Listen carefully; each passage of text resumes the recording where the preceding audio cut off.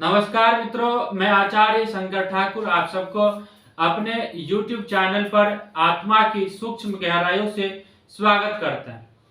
मित्रों, यदि अब तक आपने इस YouTube चैनल को सब्सक्राइब नहीं किया है तो सबसे जरूरी बात यह है कि आप इस YouTube चैनल को आचार्य शंकर ठाकुर जी YouTube चैनल को सब्सक्राइब कीजिए ताकि लंबे समय तक हमारा और आपका साथ बना रहे और आपके लिए इतने मेहनत करके जो एपिसोड लेकर आते हैं उसको आप पूरा देखा कीजिए।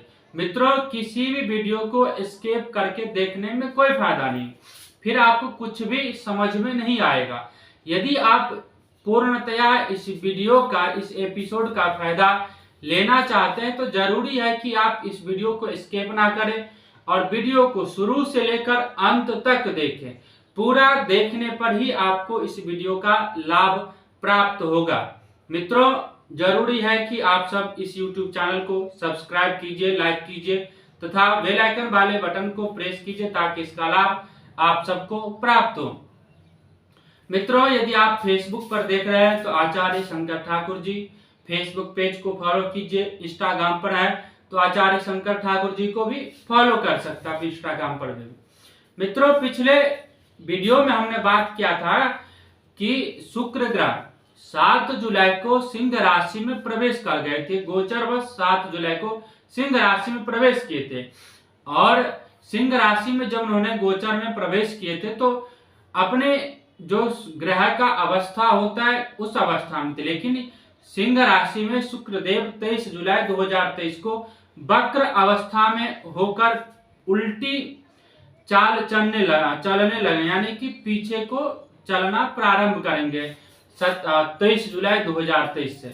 मित्रों, देश और दुनिया पर क्या प्रभाव पड़ेगा शुक्र के वक्री होने से, शेयर मार्केट पर क्या प्रभाव पड़ेगा शुक्र के वक्री होने से, इसके पूर्ण विवेचना हमने पिछले वाले वीडियो या एपिसोड में करा था। आप उसको जाकर चैनल पर जाकर देख सकते हैं। आज हम ग्रहों के बारे में बात करेंगे कि ऐसे कौन से राशि है जो शुक्रदेव के गोचर होने के कारण उस पर सबसे ज्यादा प्रभाव पड़ने वाले। मित्रों, आज हम 4 राशि के बारे में आपको बताएंगे जिस 4 राशि पे सबसे ज्यादा प्रभाव पड़ेगा शुक्र के वक्री होने से।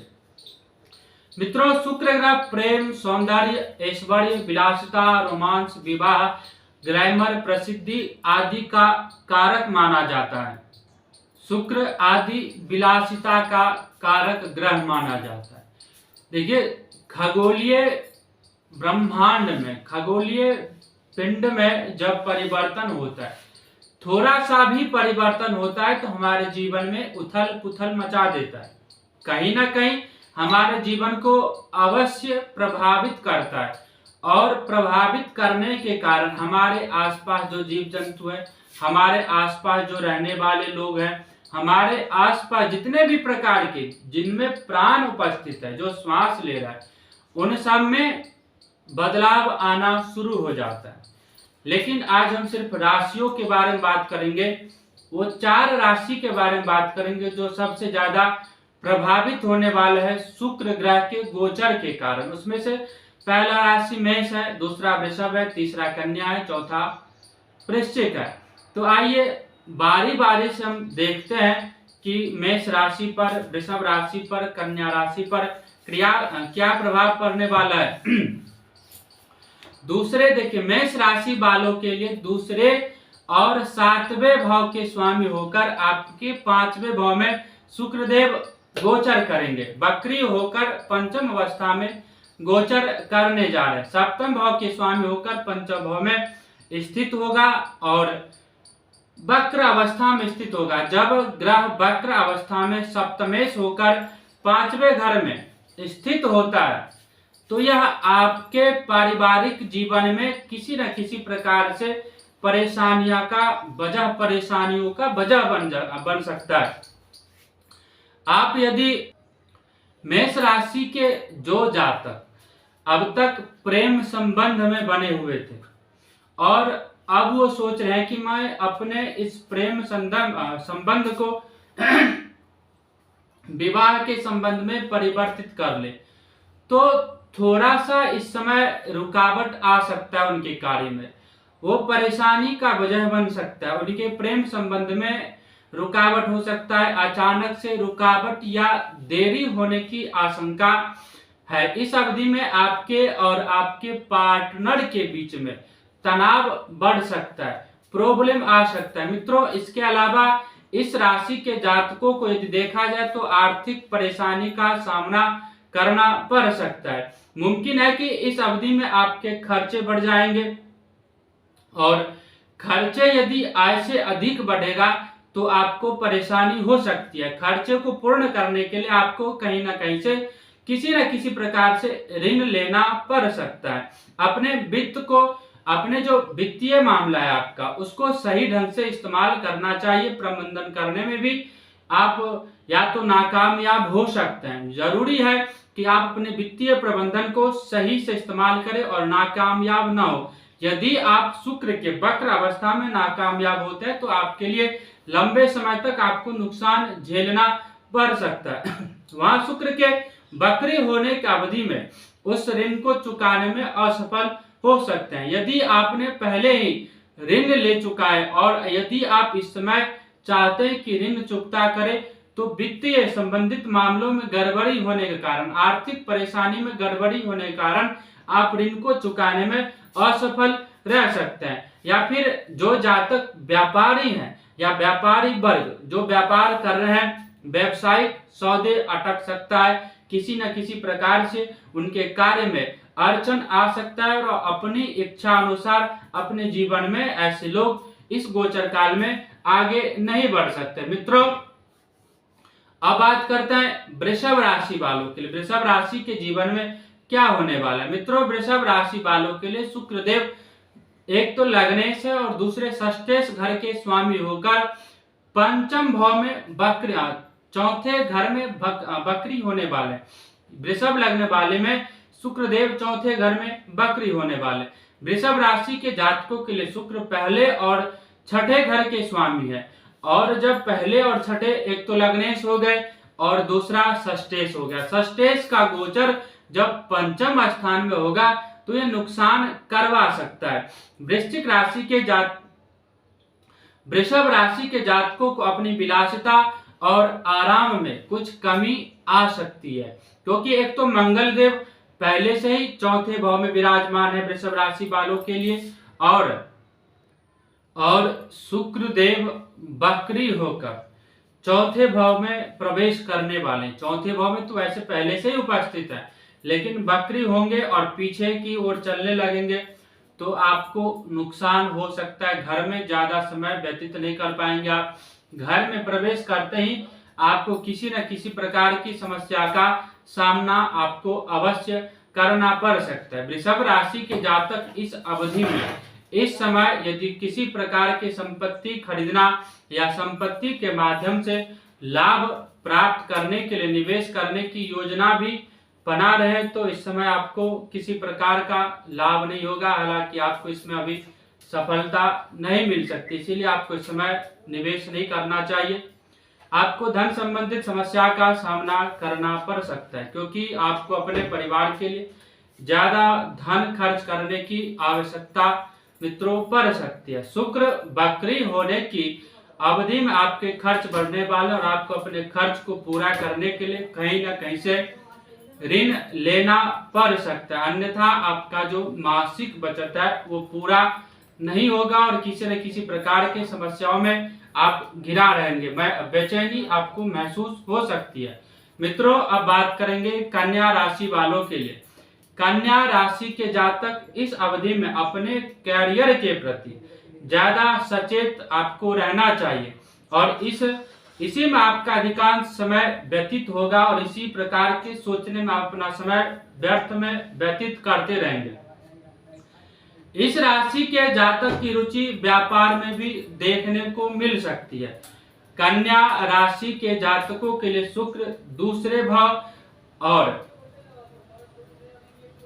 8वें और 9वें भाव के स्वामी होकर 12वें भाव में गोचर करने वाले हैं और 12वें भाव में गोचर करने के कारण आपको किसी न किसी प्रकार से नुकसान का संभावना हो सकता है। कन्या राशि के जातकों के लिए शुक्र दूसरे और 12वें भाव के स्वामी होकर दूसरे और 9वें भाव के स्वामी होकर आपके 12वें भाव में इस समय गोचर करने जा रहे हैं चंद्र राशि के संबंध में।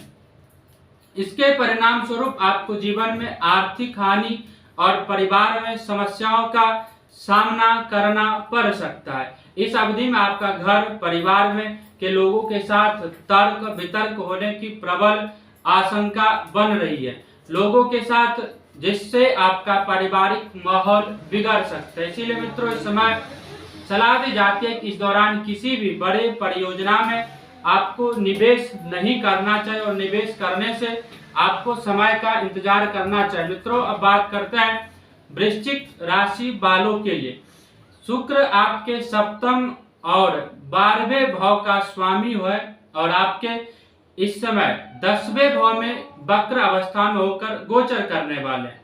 कैरियर के संदर्भ में आपके नौकरी में किसी अप्रत्याशित स्थानांतरण का योग दिख रहा है। स्थानांतरण का सामना आपको करना पड़ सकता है या फिर आपको अपने कार्य क्षेत्र में अपने वरिष्ठ लोगों के साथ किसी परेशानियों का सामना करना पड़ सकता है।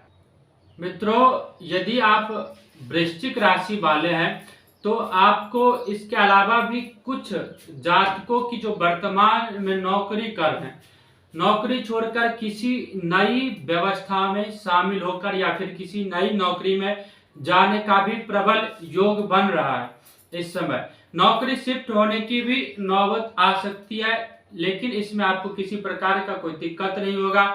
आपको प्रमोशन का भी चांस मिल सकता है या फिर आपको जो नई नौकरी मिलेगी वो आपको शांति प्रदान अवश्य करेगी।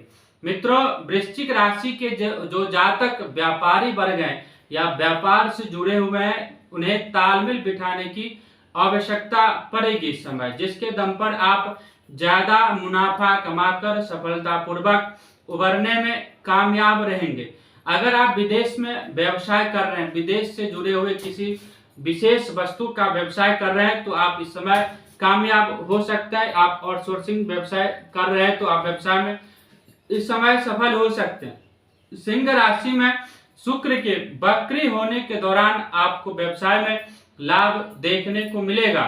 इस दौरान आपके रिश्ते में अहंकार भी दिख सकता है, जिसके चलते आपके और आपके पार्टनर के बीच का जो रिश्ता है वो टूट सकता है। जीवन साथी के साथ भी आपको मन भेद या मतभेद का सामना करना पड़ सकता है। और बात करें यदि लड़ाई झगड़े के, तो आप लड़ाई झगड़े में ज्यादातर उलझते नजर आ सकते हैं। ऐसे में किसी भी तरह के तर्क वितर्क से आपको अवश्य बचना चाहिए। मित्रों अब बात करते हैं उपाय के बारे में कि मेष राशि, वृषभ, कन्या और वृश्चिक राशि वाले, इन 4 राशि वालों को क्या उपाय करना चाहिए। तो मित्रों सबसे पहले सिंह राशि में शुक्र के वक्री गोचर होने से जो प्रभावशाली ज्योतिषीयमय उपाय है उसके बारे में बताते हैं। हर शुक्रवार के दिन माँ लक्ष्मी को खीर का भोग अवश्य लगाना चाहिए और छोटी छोटी जो कन्याएं होती हैं उनमें खीर का प्रसाद आपको बांटना चाहिए। प्रतिदिन आपको कनकधारा स्तोत्र का पाठ अवश्य करना चाहिए और प्रत्येक शुक्रवार शुक्र के जो बीज मंत्र है ओम द्राम द्रीम द्रोमसा शुक्राय नमः, इन मंत्रों का जाप आपको अवश्य करना चाहिए ताकि माँ लक्ष्मी आपसे प्रसन्न रहे और आपको किसी प्रकार से नुकसान का सामना न करना पड़े। अब जो है आप प्रत्येक शुक्रवार को माँ लक्ष्मी को या माँ देवी को प्रत्येक शुक्रवार को 5 लाल कलर के पुष्प आपको अवश्य चढ़ाना चाहिए और अपने जीवन में ज्यादा से ज्यादा आप सफेद या गुलाबी कलर के कपड़ों का प्रयोग कर सकते हैं या अपने जीवन में गुलाबी कलर या फिर सफेद कलर को शामिल कर सकते हैं। मुमकिन हो यदि आप कर सकते हैं, रख सकते हैं तो शुक्रवार के दिन आपको व्रत रखना चाहिए। अपने घर और कार्य स्थल पर शुक्र यंत्र को अवश्य स्थापित करें और नियमित रूप से शुक्र यंत्र का, लक्ष्मी यंत्र का पूजन करना चाहिए। यदि आप इस उपाय को करते हैं तो मेष, वृषभ, मिथुन, मेष, वृषभ, कन्या और वृश्चिक राशि वालों को अवश्य लाभ प्राप्त होगा। मित्रों यदि अब तक आपने इस YouTube चैनल को सब्सक्राइब नहीं किया है तो आपसे कृपया निवेदन है कि आप इस YouTube चैनल को सब्सक्राइब जरूर कीजिए। यदि आप जन्मपत्री दिखवाना चाहते हैं या जन्मपत्री संबंधित किसी भी विषय वस्तु का जानकारी लेना चाहते हैं तो हमारे फोन नंबर पर, कॉन्टैक्ट नंबर पर अपॉइंटमेंट लेकर बात कर सकते हैं। यदि आप घर बना रहे हैं और आप चाहते हैं कि हमारा घर वास्तु के अनुसार बने, या घर को वास्तु विजिट करवाना चाहते हैं घर पे, या घर को वास्तु के अनुसार बनवाना चाहते हैं, तो भी आप अपॉइंटमेंट लेकर आप हमसे संपर्क कर सकते हैं। मित्रों, इस वीडियो को पूरा देखें और इस YouTube चैनल को सब्सक्राइब कीजिए, लाइक कीजिए, बेल आइकन बटन को दबाइए तथा अपने इष्ट मित्रों में इस चैनल को शेयर कीजिए ताकि इसका लाभ आप सबको प्राप्त हो। आप सबको भगवान सुखी समृद्धिशाली बनाए रखे। तब तक के लिए नमस्कार।